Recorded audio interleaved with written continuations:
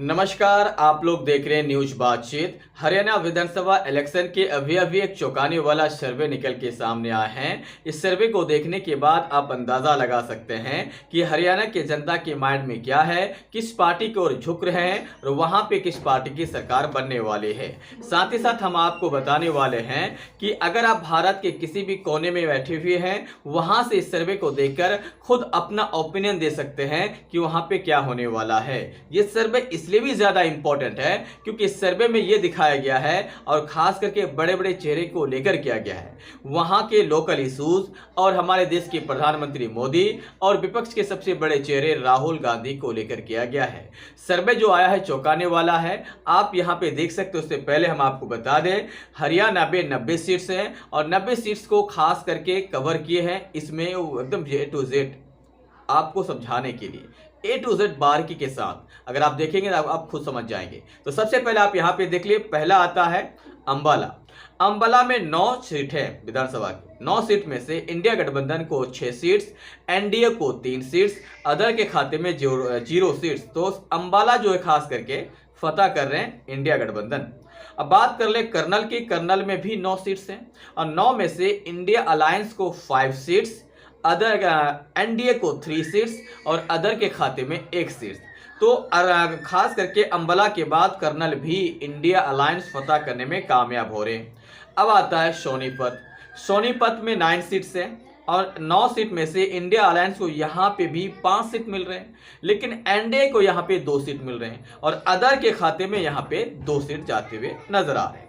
अगला आता है रोहतक। रोहतक में भी 9 सीट्स हैं। 9 में से इंडिया अलायंस यानी कांग्रेस को यहाँ पे जा रहे हैं 5 सीट्स और एनडीए यानी भाजपा के एनडीए को जा रहे हैं यहाँ पे 4 सीट्स और अदर के खाते में यहाँ पे 0 है, मतलब अदर यहाँ पे खाता नहीं खोल रहे हैं। रोहतक के बाद आता है सिरसा। सिरसा में 9 सीट्स हैं जिसमें से इंडिया अलायंस को 6 सीट्स, एनडीए को 3 सीट्स, अदर के खाते में 0 सीट्स। यहाँ पे भी अदर 0 है और इंडिया अलायंस सिरसा में भी आगे हैं। अब आता है कुरुक्षेत्र। कुरुक्षेत्र में भी 9 सीट्स हैं और 9 में से इंडिया अलायंस के खाते में 3 सीट्स, एनडीए को 5 सीट्स, अदर के खाते में 1 सीट्स। कुरुक्षेत्र जो है यहाँ पे भाजपा यानी एनडीए आगे हैं और इंडिया अलायंस यहाँ पे पीछे हैं। फरीदाबाद की अगर बात कर ली जाए तो फरीदाबाद में भी 9 सीट्स हैं और यहाँ पे इंडिया अलायंस को बहुत ही ज्यादा फायदा पहुंच रहे हैं, 7 सीट और एनडीए के खाते में 3 सीट्स, अदर के खाते में 0 सीट। तो फरीदाबाद में इंडिया अलायंस का जलवा बरकरार है। अगला आता है गुड़गांव। गुड़गांव में 9 सीट्स हैं और 9 में से इंडिया अलायंस के खाते में 5 सीट्स, अदर के खाते में 0 सीट्स और एनडीए के खाते में 5 सीट्स। तो गुड़गांव में यहाँ पे टाइट फिट मैच है, तो यहाँ पे आप लोग देख ही पा रहे हैं। अब आता है भवानी। भवानी में 9 सीट्स हैं और भवानी में इंडिया अलायंस 6 सीट्स, अदर के खाते में यहाँ पे 1 सीट्स और एनडीए के अलायंस में यहाँ पे जा रहे हैं 2 सीट्स। ठीक है।